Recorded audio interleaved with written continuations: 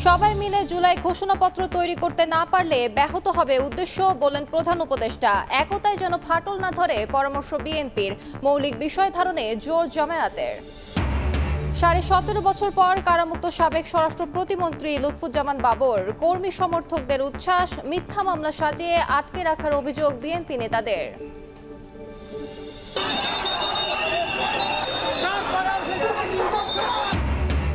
পুলিশের বাধায় পণ্ড, আদিবাসী ছাত্র জনতার সচিবালয় অভিমুখে পদযাত্রা, জল কামান ও সাউন্ড গ্রেনেড নিক্ষেপ। বুধবারের হামলার প্রতিবাদে দেশের বিভিন্ন স্থানে বিক্ষোভ। কুড়িগ্রামে মার্চ ফর ফেলানি, আন্তর্জাতিক আদালতে সীমান্ত হত্যার বিচার দাবি নাগরিক কমিটির। অন্য দেশের দালালি করলে পরিণতি হবে শেখ হাসিনার মতো, বললেন সার্জিস। এবং রেস্তোরাঁর পর এবার ওষুধ, পোশাক সহ আরও কয়েকটি পণ্যে ভ্যাট কমানোর ইঙ্গিত অর্থ উপদেষ্টার। খাদ্যপণ্যে শুল্ক না কমালে আন্দোলনে হুঁশিয়ারি ব্যবসায়ীদের।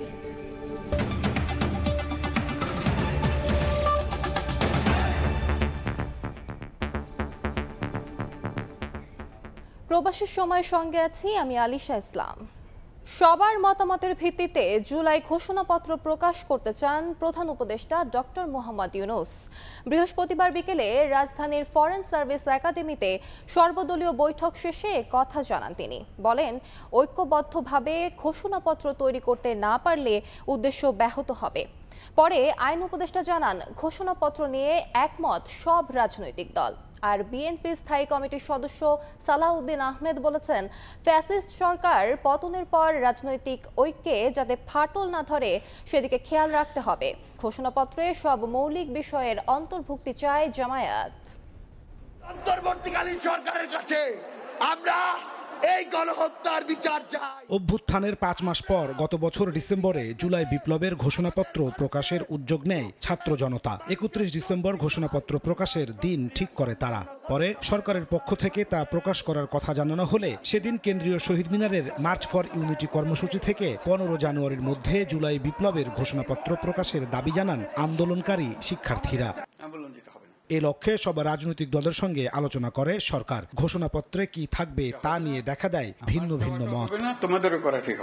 ঘোষণাপত্র নিয়ে বিরোধ দূর করতে সর্বদলীয় রাজনৈতিক সংলাপের আহ্বান করেন প্রধান উপদেষ্টা ডক্টর মোহাম্মদ ইউনূস। তার ডাকে সাড়া দিয়ে বৃহস্পতিবার বিকেলে রাজধানীর ফরেন সার্ভিস একাডেমিতে হাজির হন রাজনৈতিক দল ও অভ্যুত্থানের পক্ষের বিভিন্ন দল ও সংগঠনের নেতারা। বিএনপির এক সদস্যের প্রতিনিধি দলের নেতৃত্ব দেন দলটির স্থায়ী কমিটির সদস্য সালাউদ্দিন আহমেদ। জামায়াতের 3 সদস্যের প্রতিনিধি দলের নেতৃত্ব দেন দলটির সেক্রেটারি জেনারেল মিয়া গোলাম পরওয়ার। এছাড়া ছিলেন অভ্যুত্থানের নেতৃত্বদানকারী বৈষম্য বিরোধী ছাত্র আন্দোলন, জাতীয় নাগরিক কমিটি ও অন্যান্য রাজনৈতিক দলের প্রতিনিধিরা। আমরা একতাবদ্ধভাবে আছি। সংলাপের শুরুতেই উদ্বোধনী বক্তব্য দেন প্রধান উপদেষ্টা ডক্টর মোহাম্মদ ইউনূস। তিনি বলেন, সবার ঐক্যের ভিত্তিতে জুলাই বিপ্লবের ঘোষণাপত্র তৈরি না হলে মতভেদ তৈরি হতে পারে। ক্রিয়েট করতে হয় তাহলে এইভাবেই করতে হবে, একত্রে করতে হবে। সেই কথা থেকেই এই আলাপ শুরু, যেভাবে একত্রে করা যাবে। আজকে এই আলোচনাটা একে কেন্দ্র করেই হবে। যেখানে আমরা ঐক্যবদ্ধভাবে এটা করতে পারবো না, তাহলে এটার উদ্দেশ্য ব্যাহত হলে এটার দরকারও নেই। আসলে দরকারটা হলো ওইটুকু স্মরণ করিয়ে দেবে যে আমি বললাম, আপনাদের দেখলে আমার মনে সাহস আসে, সবার মনে সাহস আসবে। সবাই যদি আমরা একত্রে যাই, সারা দেশ একেবারে চমকে উঠবে যে হ্যাঁ, আমরা তো আছি, জেগে আছি এখন। 2 ঘন্টা সংলাপ শেষে বেরিয়ে আসেন বিভিন্ন দলের প্রতিনিধিরা। এ সময় বিএনপির স্থায়ী কমিটির সদস্য সালাউদ্দিন আহমেদ বলেন, ঘোষণাপত্র নিয়ে যাতে ফ্যাসিবাদ বিরোধী রাজনৈতিক ঐক্যে ফাটল না ধরে সে ব্যাপারে পরামর্শ দিয়েছেন তিনি। আর জামায়াতের সেক্রেটারি জেনারেল জানান, সব মৌলিক বিষয়ের সন্নিবেশ চান তারা। যে কোনো রকমের অনৈক্যের বীজ যাতে আমাদের ভিতরে বপন না করতে পারে কোনো ফ্যাসিবাদী শক্তি এবং ফ্যাসিবাদীর দূষররা, সেদিকে আমাদের লক্ষ্য রাখতে হবে। এবং যাতে এই ঘোষণাপত্রকে কেন্দ্র করে ফ্যাসিবাদ বিরোধী যে ঐক্য সৃষ্টি হয়েছে সেখানে কোনো ফাটল সৃষ্টি না হয়, সেদিকেও আমাদের লক্ষ্য রাখতে হবে। একটি বিশাল ইসলামী শক্তি এই ফ্যাসিবাদ বিরোধী আন্দোলনে তাদের যে অসাধারণ ত্যাগ, বহু মানুষকে শহীদ করা হয়েছে, নিরীহ নিরপরাধ নেতৃবৃন্দকে ফাঁসিতে ঝুলিয়ে হত্যা করা হয়েছে, গুম করা হয়েছে, ক্রস ফায়ারে নেওয়া হয়েছে। এই সত্য ইতিহাসগুলো ঘোষণাপত্রের কাঠামোর মধ্যে স্থান পায়নি। অনেক মৌলিক জিনিস এই ইতিহাস থেকে যেন বাদ না পড়ে যায় সে ব্যাপারে আমরা সরকারের দৃষ্টিতে আমরা এনেছি অনেক কথা। সেটার একটা পদ্ধতিগত দিক কি হবে, কিভাবে এই দলিলটি তৈরি হবে, সেই বিষয়ে আমরা আমাদের প্রস্তাবগুলো তুলে ধরেছি। আশা করি সেই অনুযায়ী অন্তর্বর্তী সরকার একটা কর্মপন্থা ঠিক করবেন। আমরা প্রথমেই বলেছি যে এটা তাড়াহুড়া করে যেন প্রক্রিয়ায় যাতে কোনোভাবে এটা তৈরি না হয়। জুলাই অভ্যুত্থানের সামনের সারিতে থাকা বৈষম্য বিরোধী ছাত্র আন্দোলন ও জাতীয় নাগরিক কমিটির নেতারা বলেন, আলোচনা ফলপ্রসূ হয়েছে। যাতে দ্রুত ঘোষণাপত্র প্রকাশ করা হয় সেই আহ্বান তাদের। আমরা আশাবাদী অবিলম্বেই আমরা একটি ঐক্যমত্যে পৌঁছে জুলাই ঘোষণাপত্র, জুলাই গণঅভ্যুত্থানের জনগণের আকাঙ্ক্ষাকে জনগণের সামনে উপস্থাপন করতে পারবো। স্পেসিফিক কোনো ডেডলাইন হয় নাই, তবে এটাতে সবাই সম্মত হয়েছে। অনেক বেশি দেরিও নয়, আবার খুব তাড়াতাড়িও নয়, খুব দ্রুত সময়ের মধ্যেই সবার পর্যবেক্ষণ নিয়ে এটা প্রকাশ করা হবে। আর সরকারের তরফ থেকে আইন উপদেষ্টা ডক্টর আসিফ নজরুল বলেন, ঘোষণাপত্র প্রকাশের ব্যাপারে সবাই একমত হয়েছে। যত দ্রুত সম্ভব তা প্রকাশের উদ্যোগ নেবে সরকার। সকলেই বলেছেন যে এই ঐক্যমত পোষণ করে সর্বসম্মতিক্রমে একটি ডকুমেন্ট প্রস্তুত করার জন্য যত সময় লাগুক সেই সময় যেন নেওয়া হয়, তাড়াহুড়া যেন না করা হয়, আবার অযথা কালক্ষেপণও যেন না করা হয়। অন্যান্য রাজনৈতিক দলগুলো ঐক্যের ব্যাপারে জোর দিয়ে বলেন, ঘোষণাপত্রকে কেন্দ্র করে যেন কেউ ষড়যন্ত্র করতে না পারে সেজন্য সবাইকে সজাগ থাকতে হবে। সেটি বহালের দাবিতে আন্দোলন শুরু করে। নাজমুস সালেহী, সময় সংবাদ, ঢাকা। সর্বদলীয় সংলাপে আমন্ত্রণ না পাওয়াকে বৈষম্যমূলক বলেছে 12 দলীয় জোট। বৃহস্পতিবার বিকেলে রাজধানীর পল্টনে জামান টাওয়ারে 12 দলীয় জোটের সংবাদ সম্মেলনে এ মন্তব্য করেন জোটটির সমন্বয়ক সৈয়দ এহসানুল হুদা। এতে আশাহত হওয়ার কথা উল্লেখ করে বলেন, ঘোষণাপত্রে শুধু জুলাই আগস্টের 36 দিন নয়, বরং বিগত 16 বছরে স্বৈরাচারের জুলুমের কথা রাখতে হবে। তিনি আরও বলেন, যদি 36 দিনের কোনো স্বীকৃতি দেয়া হয় তাহলে ঘোষণাপত্র নয়, গণ অভ্যুত্থান নিয়ে একটা ঘোষণা দেয়া যেতে পারে। আমরা মনে করছি যে সরকারকে এই ব্যাপারে আরো সতর্ক হতে হবে, সরকারকে ঐক্যটাকে আরো সুদৃঢ় করার জন্য।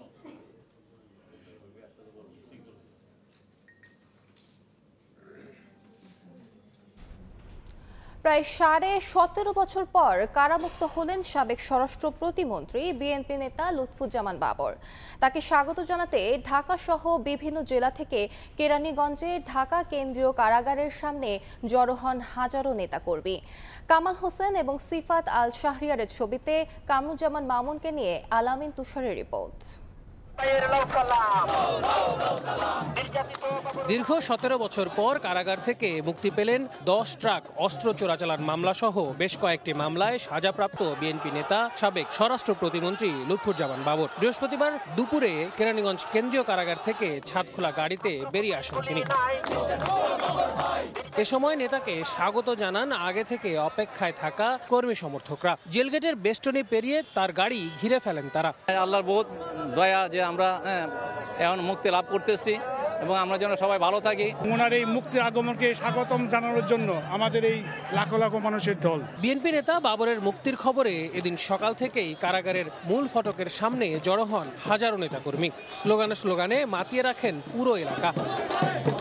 বিএনপিকে কোণঠাসা করতেই শেখ হাসিনা সরকার বাবরের নামে মিথ্যা মামলা সাজিয়েছিল বলে অভিযোগ নেতাকর্মীদের। বেসিস সরকারের মিথ্যা মামলায় ফরমাসি রায় 18টি বছর উনি জেল কেটেছেন।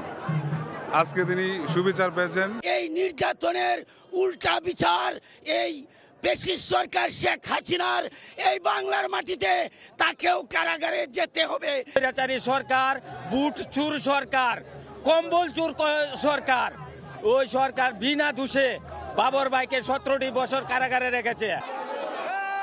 মুক্তির পর বিএনপি প্রতিষ্ঠাতা সাবেক রাষ্ট্রপতি জিয়াউর রহমানের সমাধিতে দলের সিনিয়র নেতাদের সঙ্গে নিয়ে শ্রদ্ধা নিবেদন করেন লুৎফুজ্জামান বাবর। এ সময় দলটির স্থায়ী কমিটির সদস্য নজরুল ইসলাম খান অভিযোগ করেন, রাজনৈতিক প্রতিহিংসার কারণে বাবরকে 17 বছর কারাবন্দী থাকতে হয়েছে। তাকে মিথ্যা অভিযোগে অন্যায়ভাবে রাজনৈতিক প্রতিহিংসার বশবর্তী হয়ে কারাগারে আবদ্ধ রাখা হয়েছে।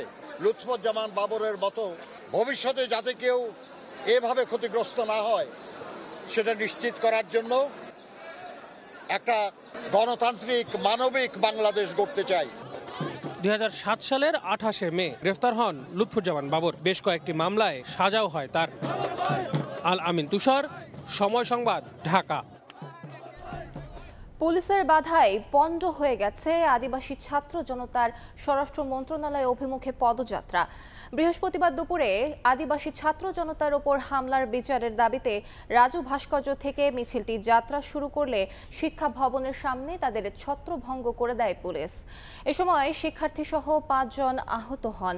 এদিকে হামলার প্রতিবাদে সমাবেশ করেছে বিভিন্ন সংগঠন। জড়িতদের দ্রুত আইনের আওতায় আনার দাবি তাদের। হামলার প্রতিবাদে সচিবালয় ঘেরাও করতে মিছিল নিয়ে শিক্ষা ভবনের সামনে জড়ো হন সংক্ষুব্ধ ছাত্র জনতা। ব্যারিকেড সরিয়ে ঢোকার চেষ্টা করতেই পুলিশি বাধায় ছত্রভঙ্গ হয়ে পড়েন আন্দোলনকারীরা। ছাত্রদের উপর হামলা করেছে আজকে এই বাংলাদেশ থেকে এখনো 5ই আগস্টের রেস শেষ হয়ে যায়নি। ক্যাম্পাসের ভিতরে কিভাবে পুলিশ সাউন্ড গ্রেনেড ফুটানোর সাহস পায়, কিভাবে লাঠিচার্জ করার সাহস পায়। আমার ভাই পুলিশের দৌড়ান দিতে আমি বাড়ি গিয়ে যেতে আমি পথচারী। যখনই ভেঙে বলছে আমরা জাস্ট হচ্ছে আমাদের জলকামান যে আছে আমরা পানি ইউজ করছি যেন এরা আর ভিতরে না যেতে পারে। সাউন্ড গ্রেনেড দেওয়া হয়েছে যেন আতঙ্কিত হয়ে এরা ডিসপার্স হয়ে চলে যায়। আমাদের উদ্দেশ্য হচ্ছে ডিসপার্স করা, আমার উদ্দেশ্য কাউরে মারা না। এর আগে রাজু ভাস্কর্যে জড়ো হয়ে বিক্ষোভ করেন ছাত্র জনতা। বিকেলে একই স্থানে প্রতিবাদী মিছিলে শামিল হন শিক্ষকরাও। যারা এই হামলাটি করেছে তাদেরকে ধিক্কার এবং নিন্দা জানানোর ভাষা আমাদের নাই। আমরা তাদের গ্রেফতার এবং দৃষ্টান্তমূলক শাস্তি দাবি করি। হামলার প্রতিবাদে ঢাকা বিশ্ববিদ্যালয়ে বিক্ষোভ মিছিল করেছে ছাত্রদল।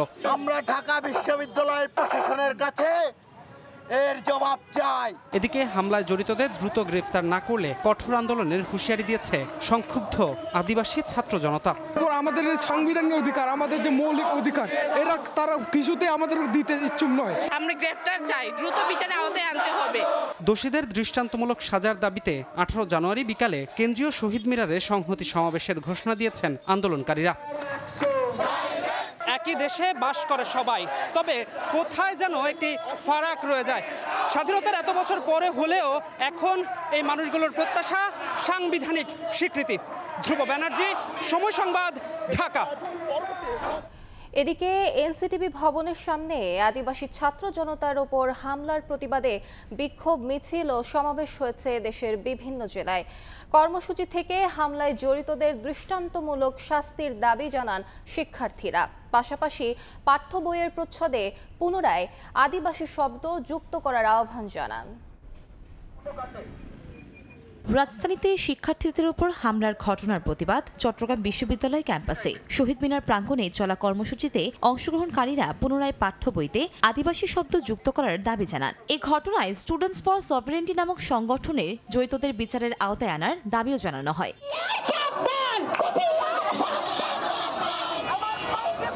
আদিবাসী ছাত্র জনতার ব্যানারে বিক্ষোভ মিছিল হয়েছে খাগড়াছড়ি শহরে। সরকারি কলেজ মাঠ থেকে বের হওয়া মিছিলটি প্রধান সড়ক ঘুরে চেঙ্গি স্কোয়ারে গিয়ে শেষ হয়। মৌলভীবাজারেও একই ধরনের কর্মসূচি পালন করে বাংলাদেশ আদিবাসী ফোরাম। আমরা যে বাংলাদেশের আদিবাসী এই হিসেবে হচ্ছে আমরা স্বীকৃতি চাওয়ার জন্য বেসিক্যালি আমরা আজকে আন্দোলনটা করছি। ঘটনার সাথে যুক্ত যারা ছিলেন তাদের হচ্ছে যথাযথ আইনের মাধ্যমে হচ্ছে প্রকৃত শাস্তি প্রদান করতে হবে। আদিবাসী শব্দটা সেখান থেকে বাতিল করা হয়েছে, সেটাকে সংযুক্ত করতে হবে এবং আদিবাসীদের দীর্ঘদিনের যে চাওয়া যে আদিবাসীদেরকে আদিবাসী হিসাবে সাংবিধানিক স্বীকৃতি দিতে হবে। রাঙামাটিতে জেলা প্রশাসক কার্যালয়ের সামনে সমাবেশ করে হামলায় আহতদের সুচিকিৎসার দাবি জানায় আদিবাসী ছাত্র জনতা। পাশাপাশি পাঠ্য বইয়ে আদিবাসী শব্দ সম্বলিত প্রচ্ছদ পুনর্বহাল ও পরিচিতি তুলে ধরতে সরকারের হস্তক্ষেপ কামনা করেন অংশগ্রহণকারীরা। পরে জেলা প্রশাসকের মাধ্যমে স্মারকলিপি দেন প্রধান উপদেষ্টা বরাবর। এছাড়া রংপুরে মানববন্ধন করেছে আদিবাসী ছাত্র জনতা। কনক আজাদ, সময় সংবাদ। আন্তর্জাতিক আদালতে সীমান্ত হত্যার বিচারের দাবি জানিয়েছেন জাতীয় নাগরিক কমিটির মুখ্য সংগঠক সার্জিস আলম। আগামীতে ক্ষমতায় এসে কেউ অন্য দেশের দালালি করলে পরিণতি শেখ হাসিনার মতো হবে বলেও সতর্ক করেন তিনি। ফেলানি হত্যাসহ সীমান্তে সব হত্যার বিচার আন্তর্জাতিক আদালতে করার দাবিতে মার্চ ফর ফেলানি কর্মসূচিতে একথা বলেন তিনি। মার্চ ফর ফেলানি কর্মসূচি কুড়িগ্রামে শহরের কলেজ মোড় থেকে শুরু হয়ে জেলার নাগেশ্বরের নাখারগঞ্জ গ্রামে ফেলানির বাড়িতে গিয়ে শেষ হয়।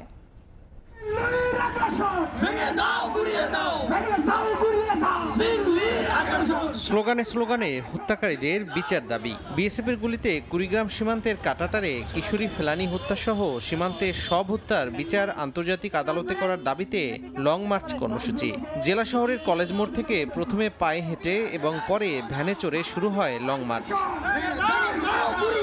এর আগে সকাল 9টা থেকে কলেজ মোড় এলাকায় জড়ো হতে থাকেন জাতীয় নাগরিক কমিটি ও বৈষম্য বিরোধী ছাত্র আন্দোলনের নেতারা। উপস্থিত ছিলেন ফেলানীর বাবা নূর ইসলামও। এ সময় সার্জিস আলম বলেন, সীমান্তের নতুন হত্যাকাণ্ড ঘটলে লং মার্চ কাঁটাতার ভেদ করে যতদূর দৃষ্টি যায় ততদূর যাবে। আগামীতে ক্ষমতায় এসে কেউ অন্য দেশের দালালি করলে পরিণতি শেখ হাসিনার মতো হবে বলেও সতর্ক করেন তিনি। আমাদের বাংলাদেশের যত নাগরিককে ওই সীমান্তে লাশ করা হয়েছে তাদের বিচার আন্তর্জাতিক ট্রাইব্যুনালে করতে হবে। ক্ষমতাকে আঁকড়ে ধরার জন্য আপনাদের মধ্যে কেউ যদি কোন দেশের কিংবা কোন গোষ্ঠীর দালাল হন তবে আপনাদের পরিণতি ওই খুনি হাসিনার মতোই হবে। লং মার্চটি নাগেশ্বরীর নাখারগঞ্জ গ্রামে ফেলানীর বাড়িতে গিয়ে শেষ হয়। পরে স্থানীয় দিঘিরপাড় মাঠে জনসভায় বক্তব্য রাখেন সার্জিস আলম। বলেন, শেখ হাসিনাকে পরিচালিত করত ভারত। তার নতজানু নীতির কারণেই তিস্তা মহাপরিকল্পনা আজও বাস্তবায়ন হয়নি। এই তিস্তা মহাপরিকল্পনা এটা চায়না তাদের জায়গা থেকে বলল তারা করবে, কিন্তু যখনই তার প্রিয় ভারত তার মাথায় হাত বুলিয়ে দিল, সে চায়নার কথা ভুলে গেল, সে ভারতকে ছাড়া এই তিস্তা মহাপরিকল্পনা আগাচ্ছে না। আগামীর বাংলাদেশ তরুণদের নেতৃত্বে চললে কখনো পথ হারাবে না বলেও মন্তব্য করেন সার্জিস আলম। সময় সংবাদ, কুড়িগ্রাম।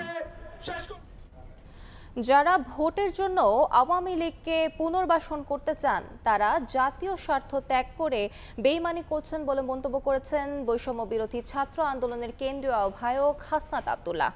বৃহস্পতিবার দুপুরে কুমিল্লার দেবিদ্বারে আলেম ওলামাদের সঙ্গে মত বিনিময় সভায় এ কথা বলেন তিনি। যারা ভোটের জন্য আওয়ামী লীগ পুনর্বাসনের জন্য যারা এখন তৎপরতা দেখাচ্ছেন, এটা জাতীয় স্বার্থের জন্য, আপনারা জাতীয় স্বার্থের সাথে আপনারা বেইমানি করছেন। আওয়ামী লীগের পুনর্বাসনের প্রশ্ন না এনে বরং আওয়ামী লীগ যে এত বছর নির্যাতন করেছে, অত্যাচার করেছে, সেটির বিচারের জন্য আপনারা আওয়াজ তুলুন। আল্লাহর কসম করে বলছি, আপনারা যদি বিচারের জন্য আওয়াজ তুলেন, আমরা আপনাদের জন্য প্রয়োজনে আবার রাস্তার মধ্যে আমরা নামবো। 15.5 বছরে বাংলাদেশ থেকে 26 লাখ কোটি টাকা চুরি করে বিদেশে পাঠিয়েছে বিগত সরকার। এই টাকা দেশে ফিরিয়ে এনে জনকল্যাণে কাজে লাগানোর আহ্বান জানিয়েছেন জামায়াতের আমির ডাক্তার শফিকুর রহমান। বৃহস্পতিবার সকালে মাগুরা শহরের নোমানী উদ্যানে জেলা জামায়াতের কর্মী সভায় প্রধান অতিথির বক্তব্য দেন শফিকুর রহমান। দীর্ঘদিন পর প্রকাশ্যে সমাবেশে ঢল নামে হাজারো নেতাকর্মীদের। আশেপাশের জেলা থেকেও অংশ নেন অনেকে। এ সময় জামায়াতের নেতৃত্বে আগামীতে সাম্যের বাংলাদেশ গঠন করা হবে বলে আশ্বাস দেন জামায়াতের আমির। বাংলাদেশের গত 15-15.5 বছরে 26 লক্ষ কোটি টাকা বাংলাদেশ থেকে তারা চুরি করে বিদেশে পাচার করেছে। এই সব টাকা জাল ফেলে তন্ন তন্ন করে খুঁজে বাংলাদেশে ফেরত আনতে হবে। আহত পঙ্গু ভাই বোনদেরকে কথা দিচ্ছি, তোমাদের স্বপ্নের সেই সাম্যের বাংলাদেশ গড়ার জন্য আমরা অঙ্গীকারবদ্ধ। এতে যদি আরো বছর লাগে অপেক্ষা করতে রাজি আছি, কিন্তু লড়াই ছেড়ে দেব না। জামায়াতের লক্ষ্মীপুর জেলা শাখার নায়েবে আমির ফয়েজ আহমেদকে হত্যার ঘটনায় শেখ হাসিনা সহ 41 জনের বিরুদ্ধে আন্তর্জাতিক অপরাধ ট্রাইব্যুনালে অভিযোগ দায়ের হয়েছে। বৃহস্পতিবার সকালে ট্রাইব্যুনালের চিফ প্রসিকিউটর কার্যালয়ে অভিযোগ জমা দেন ফয়েজ আহমেদের বড় ছেলে হাসানুল বান্না। অভিযোগে অন্যদের মধ্যে সাবেক স্বরাষ্ট্রমন্ত্রী মহিউদ্দিন খান আলমগীর, র্যাবের সাবেক এডিজি মেজর জেনারেল জিয়াউল আহসানের নাম উল্লেখ করা হয়েছে। অভিযোগকারী জানান 2013 সালের 13 ডিসেম্বর তাদের বাসায় অভিযান চালায় র্যাব 11। ফয়েজ আহমেদকে ছাদে নিয়ে কয়েক ঘন্টা নির্যাতনের পর গুলি করে হত্যা করা হয়। আজকে আন্তর্জাতিক অপরাধ ট্রাইব্যুনালে আমার পিতা ডক্টর ফয়েজ আহমেদ ফ্যাসিস্ট সরকারের নির্দেশে র্যাব 11 টিম কর্তৃক নৃশংসভাবে 3 তলার ছাদ থেকে ফেলে দিয়ে হত্যা করা হয়েছিল ডক্টর ফয়েজ আহমেদ, যিনি একজন মানবিক চিকিৎসক ছিলেন এবং তৎকালীন জেলা জামাত ইসলামী নায়েবে আমির ছিলেন। তৎকালীন প্রধানমন্ত্রী শেখ হাসিনা তার স্বরাষ্ট্রমন্ত্রী মহিউদ্দিন খান আলমগীর, সামরিক উপদেষ্টা তারেক সিদ্দিকী, তৎকালীন র্যাবের ADG major general Ziaul Hasan এবং যার নেতৃত্বে যে টিমটা অভিযানে গিয়েছিল তারেক সাইদ, র্যাব 11 টিমের কমান্ডার, তার মোট 41 জনের বিরুদ্ধে আমরা অভিযোগ দাখিল করেছি। ছাত্র জনতা রাজনৈতিক সংগঠনের অংশগ্রহণে ঝিনাইদহে সফল হয় বৈষম্য বিরোধী ছাত্র আন্দোলন। অবসান হয় 15 বছরের আওয়ামী লীগের শাসন, নিপীড়ন, অত্যাচার আর জুলুমের। স্বৈরাচার পতন হলেও তার ক্ষত এখনো বয়ে বেড়াচ্ছেন আন্দোলনে হতাহতরা। অর্থের অভাবে চিকিৎসা করাতে না পেরে অসহ্য যন্ত্রণায় দিন কাটাচ্ছে নতুন বাংলাদেশ বিনির্মাণে আহত শিক্ষার্থীরা। লোটাস রহমান সোহাগের রিপোর্ট। ঝিনাইদহের মহেশপুরের গোপালপুর গ্রামের 10ম শ্রেণীর ছাত্র অমিত হোসেন শরীরে গেঁথে থাকা 38টি গুলির যন্ত্রণা নিয়ে প্রতিনিয়ত বিছানায় কাতরাচ্ছে সে। চলাফেরাও কথা বলতে পারছে না স্বাভাবিকভাবে। শেখ হাসিনা সরকারের পতনের দিনে ছাত্র জনতার আন্দোলনে শরিক হয়ে পুলিশের গুলিতে ঝাঁঝরা হয় তার শরীর। প্রাথমিক চিকিৎসার পর অর্থাভাবে এখন বাড়িতেই থাকতে হচ্ছে তাকে। বাবা মা না থাকা এতিম অমিতের চিকিৎসা বন্ধ হওয়ায় দুর্বিষহ জীবন কাটছে তার। ঠিকভাবে কথা বলতে পারতেছি না, স্বাভাবিক হতে পারতেছি না, মানে নিজের নামটাও ঠিকভাবে লিখতে পারতেছি না। চিকিৎসার অভাবে যন্ত্রণায় প্রতিটি ক্ষণ বিষে উঠছে মেধাবী আরেক শিক্ষার্থী হাসিব রহমান অভিকের। খুলনা নর্দার্ন ইউনিভার্সিটির 2য় বর্ষের এই ছাত্রের বাম চোখ সহ শরীরের বিভিন্ন অংশে 4টি গুলি বের করার চিকিৎসা নিয়ে শঙ্কা দেখা দিয়েছে। 2বার অপারেশন করেও চোখের রেটিনায় আটকে থাকা গুলি বের করা সম্ভব হয়নি। প্রয়োজন উন্নত চিকিৎসার, কিন্তু টাকার অভাবে সম্ভব হচ্ছে না। বাংলাদেশে যতটা সম্ভব তা অলরেডি করা হয়ে গেছে। এখন তুমি এরপরেও যদি বাংলাদেশে আরো কোথাও যাও, তাহলে তারা মনে হয় না যে এর থেকে বেশি আর কিছু করতে পারবে। ডে বাই ডে এটা তো আরো খারাপ দিকে যায় যদি ট্রিটমেন্টের ভিতরে না থাকে। এটা সেখানে 1 কোটির উপরে খরচ হবে, যেটা আমাদের পক্ষে মানে সম্ভব না এই খরচটা বেয়ার করা। এখন আমরা চাচ্ছি যে সরকার সহ উপর মহলে যারা আছে তারা একটু আমার ছেলের পাশে এসে দাঁড়াক। জুলাই বিপ্লবে হতাহতদের সহযোগিতার আশ্বাস প্রশাসনের। আমরা সবসময় চেষ্টা করছি তাদের পরিবারের পাশে গিয়ে দাঁড়ানোর। জেলা প্রশাসনের পক্ষ থেকে এবং জেলা পরিষদের পক্ষ থেকে আমরা 3টা পরিবারকেই 2 দিক থেকে সহযোগিতা করেছি এবং যারা আহত হয়েছে তাদের চিকিৎসার ব্যবস্থা করা হয়েছে। বৈষম্য বিরোধী আন্দোলনে ঝিনাইদহের নিহত 3 জন এবং আহত অন্তত 110 জন। লোটাস রহমান সোহাগ, সময় সংবাদ, ঝিনাইদহ। শেখ হাসিনা ভারতে কোন স্ট্যাটাসে আছেন তা এখনো জানে না সরকার। আর দেশটির সঙ্গে করা চুক্তিগুলো পর্যালোচনা করা হবে কিনা তা নির্ভর করছে চুক্তিবদ্ধ মন্ত্রণালয়গুলোর উপর। বৃহস্পতিবার দুপুরে পররাষ্ট্র মন্ত্রণালয়ের নিয়মিত ব্রিফিংয়ে প্রশ্নোত্তর পর্বে এই কথা জানান মুখপাত্র রফিকুল আলম। বলেন, জাতিসংঘের ফ্যাক্ট ফাইন্ডিং মিশনের জন্য চাওয়া তথ্য স্বরাষ্ট্র মন্ত্রণালয় থেকে নিয়ে মানবাধিকার কমিশনারের কাছে পাঠানো হয়েছে। জানান, ওয়ার্ল্ড ইকোনমিক ফোরামের বার্ষিক সভায় অংশ নিতে সুইজারল্যান্ডের দাভোসে যাচ্ছেন প্রধান উপদেষ্টা। 21 থেকে 24 জানুয়ারি এই সফর করবেন তিনি। আর যুক্তরাষ্ট্রের রাষ্ট্রপতির শপথ অনুষ্ঠানে বাংলাদেশের প্রতিনিধিত্ব করবেন দেশটিতে নিযুক্ত রাষ্ট্রদূত। মাননীয় প্রধান উপদেষ্টা দাভোস সুইজারল্যান্ড সফর করবেন। সম্মেলনে অংশগ্রহণকারী বিভিন্ন সরকার ও রাষ্ট্রপ্রধান সহ গুরুত্বপূর্ণ আন্তর্জাতিক সংস্থাসমূহ এবং আন্তর্জাতিক গণমাধ্যম প্রতিনিধিদের সাথে সাক্ষাৎ করবেন বলে আশা করা যাচ্ছে। সাবেক প্রধানমন্ত্রী ভারতের নাগরিকত্ব গ্রহণ করেছেন কিনা এ বিষয়ে কোনো তথ্য পররাষ্ট্র মন্ত্রণালয়ের কাছে নেই। তিনি কোন স্ট্যাটাসে ভারতে আছেন এটা ভারত সরকারের বিবেচনাধীন বিষয়।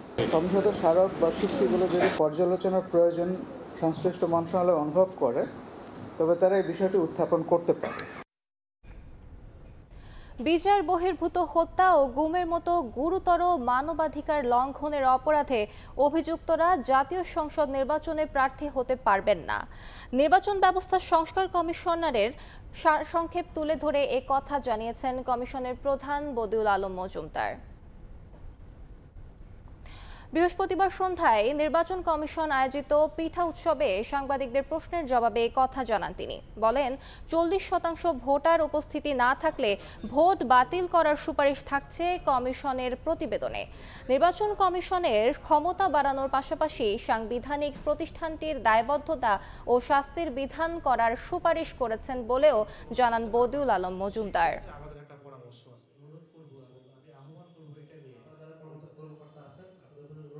আমাদের প্রস্তাবগুলো আমরা সেইভাবে সাজিয়েছি দুর্বৃত্ত মুক্ত, যারা মানবতা বিরোধী অপরাধ করেছে, যারা একটার পর একটা খুন করেছে এবং কোল্ড ব্লাডেড এবং ইচ্ছাপ্রণোদিতভাবে, তারা যেন আবার নির্বাচনী অঙ্গনে ফিরে আসতে না পারে। আমরা করার চেষ্টা করেছি সেটা হলো যে 40% যে ভোটার উপস্থিতি থাকতে হবে, তা না হলে কিন্তু নির্বাচন বাতিল।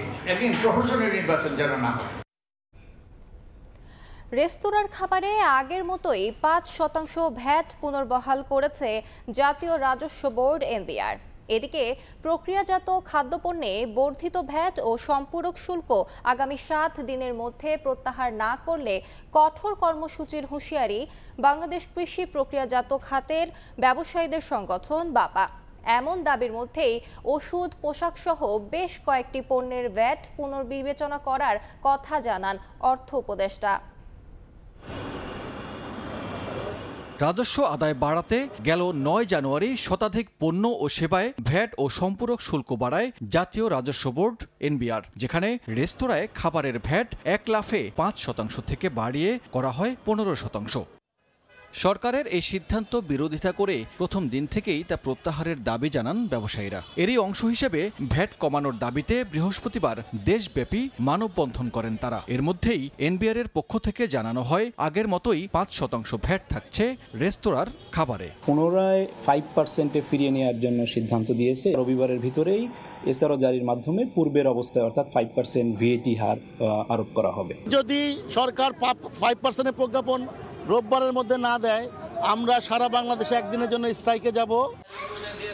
এদিন সকালে বিস্কুট, কেক, সসের মতো প্রক্রিয়াজাত খাদ্যপণ্যের বর্ধিত ভ্যাট ও সম্পূরক শুল্ক প্রত্যাহারের দাবিতে ঢাকা ক্লাবে সংবাদ সম্মেলন করে বাংলাদেশ কৃষি প্রক্রিয়াজাত খাদ্যের ব্যবসায়ীদের সংগঠন বাপা। আগামীতে 7 দিনের মধ্যে দাবি না মানা হলে কঠোর কর্মসূচির হুঁশিয়ারি দেয় সংগঠনটি। ট্যাক্স বাড়লে যেহেতু সরাসরি ইন্ডাস্ট্রি দেয়, আমাদেরকে দ্রব্যমূল্য বাড়াতে হবে।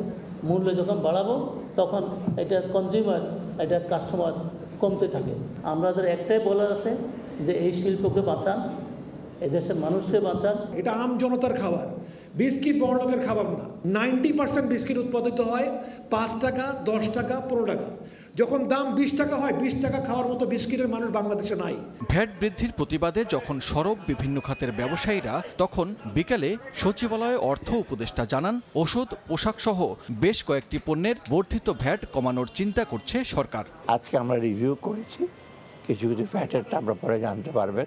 আদেশ আসবে কয়েকটা জিনিস, অত্যাবশ্যক না কিছু কিছু রেস্টুরেন্টের উপর আমরা বলেছি। তারপরে ওষুধের ব্যাপারে রেস্টুরেন্ট, পোশাকেরটাও কিছুটা, ইম্পোর্টেড ফলের জুস, এগুলো আমি কেন কমাবো? ভ্যাট না বাড়িয়ে বিভিন্ন খাতে দুর্নীতি বন্ধ করে সরকারকে রাজস্ব বাড়ানোর দিকে মনোযোগ দেওয়ার আহ্বান জানান ব্যবসায়ীরা। সানবির রূপল, সময় সংবাদ, ঢাকা। চলতি বছরের শেষে পুরোদমে চালু হবে শাহজালাল আন্তর্জাতিক বিমানবন্দরের 3য় টার্মিনাল। নতুন করে উদ্বোধনের সময় জানিয়েছে সিভিল এভিয়েশন। একই সময়ে চালু হবে আমদানি ও রফতানি কার্গো। এছাড়া আর্থিক সংকট কাটিয়ে অন্যান্য বিমানবন্দরের কাজও শেষ করার কথা জানান বেবিচক চেয়ারম্যান। হযরত শাহজালাল আন্তর্জাতিক বিমানবন্দরের নবনির্মিত 3য় টার্মিনাল নির্ধারিত সময়ে কাজ শেষ না হয় প্রত্যাশিত উদ্বোধন নিয়ে ধোঁয়াশার মধ্যেই নতুন করে পুরোপুরি চালুর সম্ভাব্য মাস হিসেবে 2025 সালের নভেম্বর কিংবা ডিসেম্বর নির্ধারণ করল বেসরকারি বিমান চলাচল কর্তৃপক্ষ বেবিচক। বৃহস্পতিবার বেবিচকের প্রধান কার্যালয়ে বিভিন্ন কার্যক্রম ও 3য় টার্মিনালের অগ্রগতি নিয়ে মিট দ্য প্রেসে এ তথ্য জানান সংস্থাটির চেয়ারম্যান। বলেন, একই সঙ্গে চালু হবে আমদানি ও রপ্তানি কার্গো। জাপানিজ কোম্পানির সাথে আমাদের 22 তারিখ থেকে আমাদের কনসেশন এগ্রিমেন্ট নেগোসিয়েশন শুরু হবে এবং আমরা খুব দ্রুত এই নেগোসিয়েশনটা শেষ করে আমরা ওদের সাথে অপারেশন এবং মেইনটেনেন্সের কন্ট্যাক্ট করে চলে যেতে পারবো। তাদের সাথে করে আমরা এই কাজটা শুরু করতে চাই নভেম্বরের ভিতরে ইনশাল্লাহ। এই বছরে আমরা অবশ্যই শুরু করবো এটা অ্যাট এনি কস্ট। এখানে এই ব্যাপারে কোনো ধরনের অনুরোধ, উপদেশ বা কোনো ধরনের প্রেশার আমরা অ্যাকসেপ্ট করব না। এদিকে আর্থিক সংকটে পড়া দেশের অভ্যন্তরীণ বিমানবন্দরগুলোর সংস্কার ও উন্নয়ন কাজের গতি বাড়ানো হবে বলেও জানান চেয়ারম্যান। বড় বড় প্রজেক্টে কিন্তু ছোট ছোট ভ্যারিয়েশন সবসময় হয়। তো এই জিনিসটা মাথায় রাখতে তারপরে আমরা সর্বোচ্চ চেষ্টা করব যেন ভ্যারিয়েশনসগুলো মিনিমাম থাকে, আমাদের জন্য খরচটা আমরা কমাইতে পারি এবং টাইমলি যেন প্রজেক্টগুলো শেষ করতে পারি, যেটার উপর আমি গুরুত্ব দিচ্ছি। বেবিচকের পর্যবেক্ষণ বিগত সরকারের সময়ে নেয়া ফলপ্রসূ হবে না ও প্রয়োজনীয়তা নেই এমন অনেক প্রকল্প বন্ধ করে দেওয়া হয়েছে। কাজল আব্দুল্লাহ, সময় সংবাদ, ঢাকা। 1.5 বছর বয়সী শিশু ইর্তিজার চোখে ভুল অস্ত্রোপচার করার অভিযোগ ও গণমাধ্যমে প্রচারিত সংবাদের ব্যাখ্যা জানিয়ে সংবাদ সম্মেলন করেছে বাংলাদেশ আই হসপিটাল। বৃহস্পতিবার বিকেলে রাজধানীর ধানমন্ডিতে হাসপাতাল ভবনে সংবাদ সম্মেলনের আয়োজন করে কর্তৃপক্ষ। পুরো ঘটনাটিকে বিকৃতভাবে উপস্থাপন করা হয়েছে বলে দাবি করেছে হাসপাতালের পরিচালনা পর্ষদ। তারা জানান, উভয় চোখের পাপড়ি সরানোর পর চিকিৎসা পরবর্তী ব্যবস্থা গ্রহণ শেষে শিশুকে তার পরিবারের হাতে তুলে দেওয়া হয়। তাদের মতে, গণমাধ্যমে ভুল তথ্য দিয়ে হাসপাতালের চিকিৎসক সেবা পুরো প্রক্রিয়াটিকে প্রশ্নবিদ্ধ করেছে শিশুর পরিবার। ভুল তথ্য দিয়ে চিকিৎসকের বিরুদ্ধে মামলা দায়ের ও মাঝরাতে গ্রেপ্তার করানোর নিন্দা জানান তারা। সংবাদ সম্মেলনে শিশুর পরিবারকে আমন্ত্রণ জানানো হলেও তারা উপস্থিত ছিলেন না। এই ঘটনাটা হলো একটা ফরেন বডি রিমুভাল, কোনো অস্ত্রোপচার ছিল না। এটা যেহেতু বাচ্চাটা এখন আসছে, সেটা আছে, আমরা 1 মিনিট লাগবে আবার চোখটা করে দিচ্ছি, এটা ছিল এবং ডাক্তার নিজেও বলেছেন, তাই তো দুইটাই তো করা দরকার ছিল, এই কথা ডাক্তারও বলেছেন। এই যে কথাটা বলা হয়েছে যে অস্ত্রোপচার করা হয়েছে, এটা আমি মনে করি একটা ভুল একটা ব্যাখ্যা করা হয়েছে বা একটা কমিউনিকেশন গ্যাপ হয়ে গেছে। ভুল জায়গাটাতে আমরা চাইবো সংশোধন অবশ্যই করতে হবে। কখনো কি চিকিৎসক চাইবে যে আমার রোগী আমি তার ভুল চিকিৎসা করব? সেটা কিন্তু কেউ চাইবে না। আমরা চাই যে আস্থার জায়গাটা থাকুক। দেশে এইচএমপি ভাইরাসে আক্রান্ত প্রথম রোগী মারা গেছেন। আক্রান্ত নারী অন্যান্য জটিলতা নিয়ে ভর্তি ছিলেন মহাখালীর সংক্রামক ব্যাধি হাসপাতালে। করোনার মতো ভ্যারিয়েন্ট পরিবর্তন না করায় এইচএমপিভির মহামারী আকার ধারণের সম্ভাবনা নেই বলছেন বিশেষজ্ঞরা। দেশে এইচএমপি ভাইরাসের সংক্রমণ রোধে সীমান্তে সতর্কতা জারির মধ্যেই এক রোগীর মৃত্যুর খবর এলো। বুধবার সন্ধ্যায় মহাখালীতে সংক্রামক ব্যাধি হাসপাতালে মারা যান কিশোরগঞ্জের সানজিদ আক্তার। এদিকে এইচএমপি ভাইরাস নিয়ে জনসচেতনতা তৈরি করতে বৃহস্পতিবার সকালে রাজধানীর বঙ্গবন্ধু শেখ মুজিব মেডিকেলে emerging Trends human metapneumo virus a new threat to Bangladesh শীর্ষক বিশেষ সেমিনারের আয়োজন করা হয়। এতে বক্তারা বলেন, এইচএমপি ভাইরাসে আতঙ্কিত হওয়ার কিছু নেই। করোনার মতো এই ভাইরাস ভ্যারিয়েন্ট পরিবর্তন না করায় মহামারীর আকার ধারণ করার সম্ভাবনাও নেই। ডায়াবেটিস, উচ্চ রক্তচাপ, কিডনি, অ্যাজমার মতো যাদের জটিল রোগ আছে তাদের বিশেষভাবে সতর্ক থাকতে হবে। লক্ষণ অনুযায়ী চিকিৎসা দিলে এবং পর্যাপ্ত পরিমাণে তরল ও পুষ্টিকর খাবার খেলে রোগটি ভালো হয়ে যায়। একাধিক রোগে আক্রান্ত ব্যক্তি ছাড়া এই রোগ শনাক্তকরণের জন্য পরীক্ষা করারও প্রয়োজন নেই বলেও জানান স্বাস্থ্য বিশেষজ্ঞরা। তবে আক্রান্ত ব্যক্তিকে ব্যবহার করতে হবে মাস্ক। নতুন ভাইরাস না, করোনা সম্পূর্ণ নতুন ভাইরাস ছিল। নাম্বার 2, ভাইরাসগুলো কিন্তু ক্রমাগত তার চেহারা চেঞ্জ করে। করোনা ভাইরাস এই ভাইরাসটা স্টেবল, এত ফ্রিকোয়েন্ট চেঞ্জ হচ্ছে না।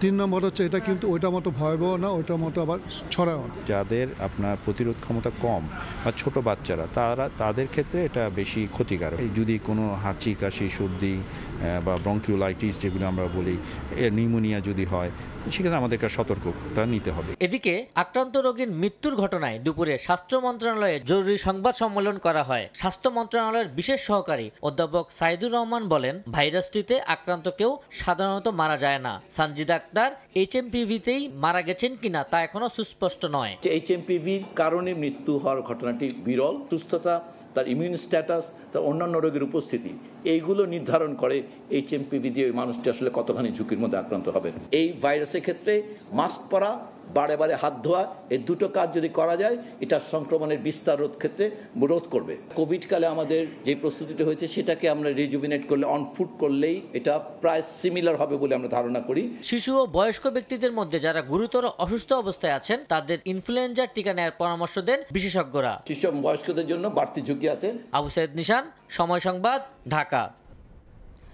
Bangladesh association for voluntary sterilization বা BAVS-কে রাজস্ব খাতে নেয়ার পাশাপাশি 6 মাসের বকেয়া বেতন পরিশোধ করার দাবিতে মানববন্ধন করেছেন 17 জেলার 18টি ব্রাঞ্চের শতাধিক কর্মকর্তা কর্মচারী।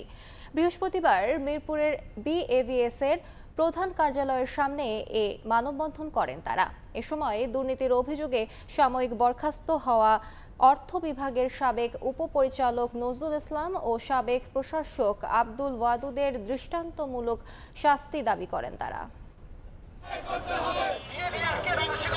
পরিবার পরিকল্পনা এবং মা ও শিশু সেবা দিয়ে থাকে স্বাস্থ্য মন্ত্রণালয়ের অধিভুক্ত প্রতিষ্ঠান Bangladesh association for voluntary sterilization BAVS। এ প্রতিষ্ঠানকে রাজস্ব খাতে অন্তর্ভুক্তকরণ ও 6 মাসের বকেয়া বেতনের দাবিতে বৃহস্পতিবার দুপুরে রাজধানীর মিরপুরের প্রধান কার্যালয়ে অবস্থান নিয়ে মানববন্ধন করেন BAVS-এর 17 জেলার 18টি ব্রাঞ্চের শতাধিক কর্মকর্তা কর্মচারীরা। পরে তারা সংবাদ সম্মেলন করেন। এ সময় BAVS-এর অভ্যন্তরীণ সংস্কার কমিটির আহ্বায়ক আব্দুল মালেক অপ্রয়োজনীয় অবৈধ চুক্তিভিত্তিক নিয়োগ বাতিল সহ 6 দফা দাবির কথা তুলে ধরেন। অপ্রয়োজনীয় ও অবৈধ সকল চুক্তিভিত্তিক নিয়োগ বাতিল করতে হবে, BAVS-কে রাজস্বকরণ করতে হবে, দুর্নীতিবাজদের অপসারণ করতে হবে এবং আমাদের বেতন ভাতাদি যাতে নিয়মিত পাই সেই জন্য সরকারের উচ্চ পর্যায় থেকে প্রয়োজনীয় পদক্ষেপ নিতে হবে। দুর্নীতি স্বজনপ্রীতির অভিযোগে সাময়িকভাবে বরখাস্ত হওয়া অর্থ বিভাগের সাবেক উপপরিচালক মোহাম্মদ নজরুল ইসলাম ও BAVS-এর সাবেক প্রশাসক আব্দুল ওয়াদুদের দুর্নীতি ও অসদাচরণের শাস্তির দাবিও করেন আব্দুল মালেক। মোহাম্মদ নজরুল ইসলামের বিরুদ্ধে আর্থিক দুর্নীতি, স্বজনপ্রীতি, স্বেচ্ছাচারিতা ও সংস্থার স্বার্থ পরিপন্থী কাজ করার জন্য দৃষ্টান্তমূলক শাস্তি নিশ্চিত করতে হবে। সদ্য সাবেক প্রশাসক জনাব আব্দুল ওয়াদিদ আর্থিক দুর্নীতি ও অসদাচরণের জন্য আমরা শাস্তি দাবি করছি। এর আগে দুর্নীতি, স্বেচ্ছাচারিতা, স্বজনপ্রীতির অভিযোগে BAVS হাসপাতালের অর্থ বিভাগের উপপরিচালককে সাময়িকভাবে বরখাস্ত করা হয় এবং BAVS-এর প্রশাসক পদ থেকে অপসারণ করা হয় স্বাস্থ্য ও পরিবার পরিকল্পনা মন্ত্রণালয়ের উপসচিব আব্দুল ওয়াদুদকে। আবু সাইদ নিশান, সময় সংবাদ, ঢাকা। আয়ারল্যান্ডে ঘৃণামূলক অপরাধ সংক্রান্ত বিল পাশ হয়েছে। নতুন আইনে জেল, জরিমানা এবং উভয় দণ্ডের বিধান রাখা হয়েছে। ফলে ব্যক্তি আক্রমণ, হয়রানি সহ তথ্য প্রযুক্তির ব্যবহারে আরও সতর্ক থাকতে হবে দেশটির নাগরিকদের। আয়ারল্যান্ড থেকে সৈয়দ জুয়েলের রিপোর্টে বিস্তারিত। হেট অফেন্স বা ঘৃণামূলক অপরাধ বিল 2022-এর অনুমোদন দিয়েছে আইরিশ সরকার। এর আগে বিলটির কয়েকটি ধারা নিয়ে বিতর্ক থাকায় তা বাদ দিয়ে নতুন কয়েকটি ধারা সংযোজন করে আগের চেয়ে আরও কঠোর করা হলো এ আইন। তথ্য বলছে দেশের 2/3 বেশি নাগরিক নতুন আইনের পক্ষে। এখন থেকে কোনো ব্যক্তিকে শারীরিক আক্রমণ বা ধর্ম, জাতি, অক্ষমতা, যৌন হয়রানি সহ প্রযুক্তি ব্যবহার করে কাউকে অপমান করলে 6 মাস থেকে 2 বছর পর্যন্ত জেল, জরিমানা বা উভয় দণ্ডে দণ্ডিত হবেন অপরাধী। তথ্য প্রযুক্তির মাধ্যমে যেমন টুইটার, ফেসবুক অথবা ইনস্টাগ্রাম এসব বিষয়ে আমরা যেন সবাই একটু সতর্ক থাকি, আইনের অবাধ্য না হই। কঠোর বিধান রয়ে গেছে, এখন তারা সাজার পরিমাণও আরো বাড়িয়েছেন। আয়ারল্যান্ডে বসবাসরত প্রবাসী বাংলাদেশিদের আরেকটু সচেতনভাবে তাদের মতামত প্রকাশ করা উচিত। কেউ যেন কাউকে বুলিংয়ের শিকার না হতে হয়। এর আগে দেশটিতে ঘৃণামূলক অপরাধ আইন 1989-তে শাস্তির মেয়াদ ছিল কম। শেষ কয়েক বছরে শত্রুতা, ব্যক্তির অক্ষমতা, ধর্ম, জাতি, যৌন হয়রানি ও প্রযুক্তির ব্যবহার করে একে অপরকে হেয় করার প্রবণতা বেড়ে যায় দেশটিতে। পরিসংখ্যানে দেখা যায় ঘৃণামূলক অপরাধ 2021 সালের চেয়ে 7.5% বেড়েছে 2022-এ। গেল বছরে তা আগের চেয়ে 12% বেশি। 2024 সালে ঘৃণামূলক অপরাধে 651টি মামলা হয় দেশটিতে, যা আগের বছরের চেয়ে বেশি। ঘৃণামূলক অপরাধ সংক্রান্ত আইনের ফলে সমাজে শত্রুতা কমে যাবে, বাড়বে একে অপরের প্রতি সম্মানের প্রবণতা। তাই সবাই মিলে এই আইনের প্রতি শ্রদ্ধাশীল রেখেই এগোতে হবে, এমনই পরামর্শ এখানের প্রবাসী বাংলাদেশিদেরও। সৈয়দ জুয়েল, সময় সংবাদ, আয়ারল্যান্ড। প্রতি বছরের মতো জার্মানির ফ্রাঙ্কফুর্টে বসেছে আন্তর্জাতিক হাইম টেক্সটাইল মেলা। নগরীর মেসেতে আন্তর্জাতিক এই মেলায় অংশ নিয়েছে বাংলাদেশের 15টি টেক্সটাইল প্রতিষ্ঠান। ফ্রাঙ্কফুর্ট থেকে বিটু বোরার রিপোর্ট। জার্মানির বাণিজ্যিক রাজধানী ফ্রাঙ্কফুর্টে শুরু হয়েছে 4 দিনব্যাপী বিশ্বের অন্যতম বড় হোম টেক্সটাইল পণ্যের আন্তর্জাতিক মেলা হাইম টেক্সটাইল মেলা 2025। মঙ্গলবার থেকে শুরু হওয়া মেলায় এবারের আসরে অংশগ্রহণ করে 65টি দেশের 3000-এরও বেশি টেক্সটাইল উৎপাদক, পরিবেশক ও বিক্রেতা। বাংলাদেশের রফতানি উন্নয়ন ব্যুরো ইপিবি ও জার্মানির বাংলাদেশ দূতাবাসের সার্বিক সহযোগিতায় মেলায় ঢাকার 15টি শিল্প প্রতিষ্ঠান অংশগ্রহণ করে। পাটের তৈরি ব্যাগ, ঝুড়ি সহ উন্নতমানের পোশাক ক্রেতা দর্শনার্থীদের দৃষ্টি আকর্ষণ করে। উদ্বোধনী দিনে বার্লিনের বাংলাদেশ দূতাবাসের কর্মকর্তারা স্টলগুলো ঘুরে দেখেন। এই মেলা বিদেশি ক্রেতাদের সঙ্গে সম্পর্ক উন্নয়নে কাজ করবে বলে জানান বাংলাদেশি ব্যবসায়ীরা। জার্মানির ফ্রাঙ্কফুর্ট থেকে বিটু বড়ুয়া, সময় সংবাদ। সমালোচনা ও চাপের মুখে ক্রিকেটারদের 25% অর্থ বুঝিয়ে দিল দুর্বার রাজশাহী, এমন দাবি ফ্র্যাঞ্চাইজিটির। আশ্বাসের পরিপ্রেক্ষিতেই অনুশীলনে ফিরেছেন ক্রিকেটাররা, তবে সেখানে ছিলেন না পেসার তাসকিন আহমেদ। পাশাপাশি কাঁধে কাঁধ, তবুও হয়তো একটা দল নয়। Team slogan hot and cooled, তবে নেতিবাচক ইস্যুতে দেশের ক্রিকেটে উত্তপ্ত রাজশাহীর মালিক পক্ষের অপেশাদারিত্বে। বুধবার বিসিবি সভাপতির আশ্বাসের প্রেক্ষিতে পরদিন যথাসময়ে অনুশীলনে ফ্র্যাঞ্চাইজিটির ক্রিকেটাররা। টিমে তালের প্র্যাকটিস সেশন কিছুটা যেন গা ছাড়া ভাব। বিপিএল এর নিয়মকে বৃদ্ধাঙ্গুলি দেখিয়ে কেন এতদিন কোনো পেমেন্ট করেননি মালিক পক্ষ, এমন প্রশ্নের মিলেছে হাস্যকর উত্তর। 50%-এর যেটা 25% থাকে, সেটা এই চিটাগং খেলা শেষ হওয়ার আগেই সেটা কমিটমেন্ট করেছেন যে হয়ে যায়। 3 তারিখে অনাকাঙ্ক্ষিত ঘটনাটি ঘটে যাওয়ার কারণে আপনার তার স্ত্রীর গায়ে একটি বুকে একটি বল আঘাত লাগার কারণে সেটা মিরপুর মাঠেই হয়েছিল। তো তিনি দেশের বাইরে গিয়েছিলেন ট্রিটমেন্টের জন্য, আর ঠিক সেই সময় চেকগুলোকে প্লেয়ারদের হাতে তুলে দেওয়া হয়েছিল।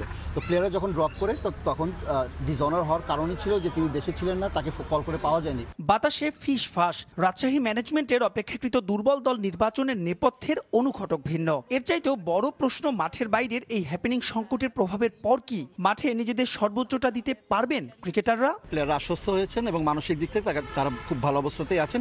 এবং প্রফেশনালদের ক্ষেত্রে আমার কাছে মনে হয় যে পারিশ্রমিকটা যখনই পকেটে চলে আসে তখন কিন্তু সবাই কিন্তু ভালো খেলার কিন্তু জিনিসগুলো জেগে ওঠে। তো সেক্ষেত্রে তারা সকলেই ফুরফুরে মেজাজ আছেন এবং ভালোভাবে প্র্যাকটিস করছেন। বৃহস্পতিবার অনুশীলনে ছিলেন না তাসকিন, তবে ফ্র্যাঞ্চাইজিটির দাবি অভিমান নয়, বরং ইনজুরির কনসার্ন থেকে বিশ্রামে এই টাইগার পেসার।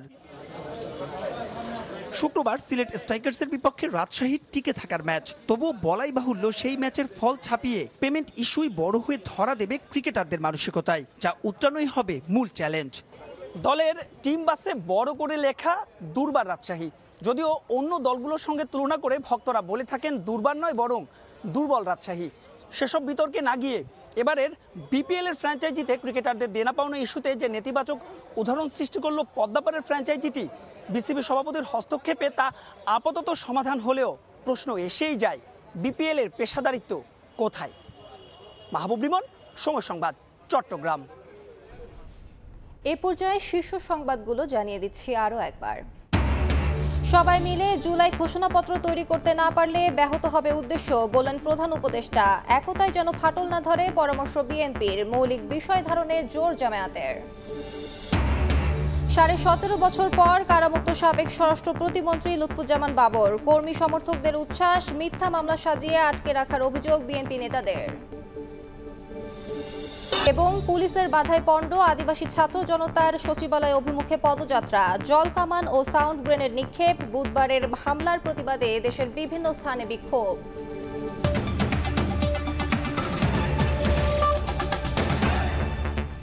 এই ছিল প্রবাসের সময়, সঙ্গে থাকুন সময়ের।